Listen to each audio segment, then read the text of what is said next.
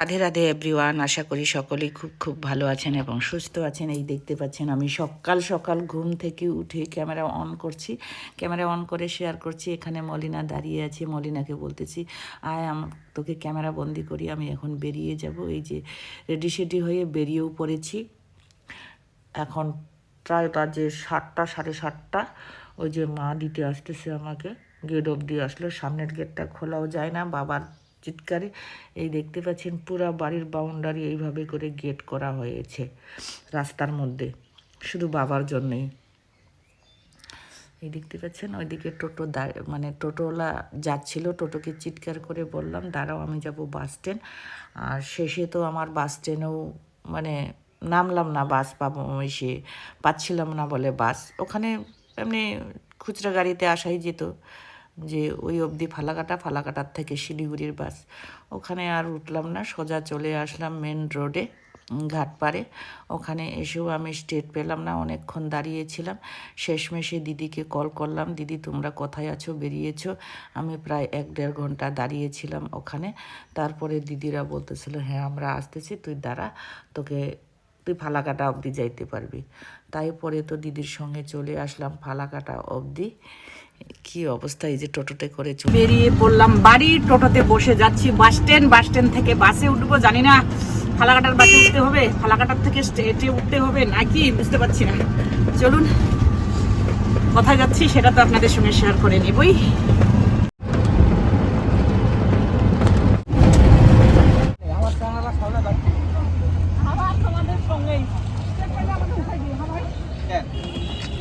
না আমার একটু বাড়ি পৌঁছাইতেই হবে।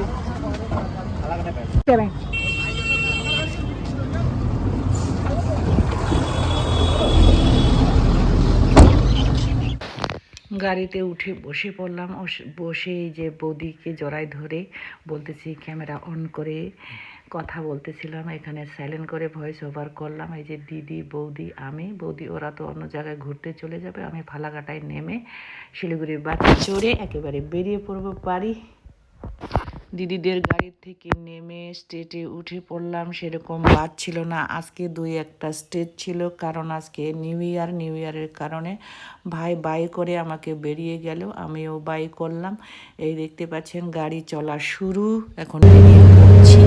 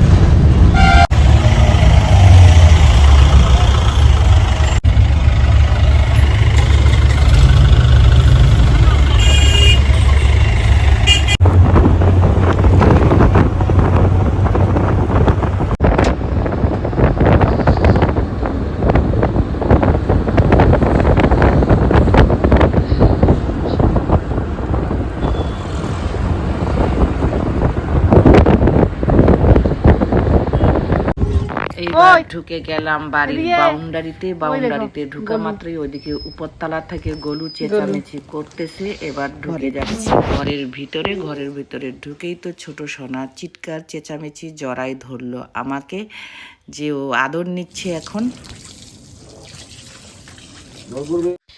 কিছুক্ষণ উপরে গেলাম, উপরে গিয়ে দেখি মিস্টার ভৌমিক গাছে জল দিচ্ছি। গাছে জল দেওয়ার পরে তো আমি এসে মানে জামা কাপড় ছেড়ে আগে স্নান দান করে নিলাম। সব স্নান দান করে খাওয়া দাওয়া করে এই যে ছোটো সোনার সঙ্গে এসে বেটে খেলতেছে, ও আর কিছুতেই আমাকে ছাড়তেছে না। অনেক দিন পর আমাকে পেয়েছে, ও একেবারে চিৎকার চেঁচামেচি, মানে আমি কোথায় গেছি এই প্রশ্ন করতেছে বারবার। আর এখানে ওই যে দেখতে পাচ্ছেন কার্টুন দেখবে, সে কার্টুন দেখার জন্য বায়না করতেছে। এবার খাওয়া দাওয়া করে বিকালবেলায় আমরা বেরিয়ে পড়লাম। এরপরে আর আপনাদের সঙ্গে ক্যামেরা খুলে শেয়ার করতে ভুলে গেছি। আজকের মতো টাটা, বাই বাই। আর একটা নতুন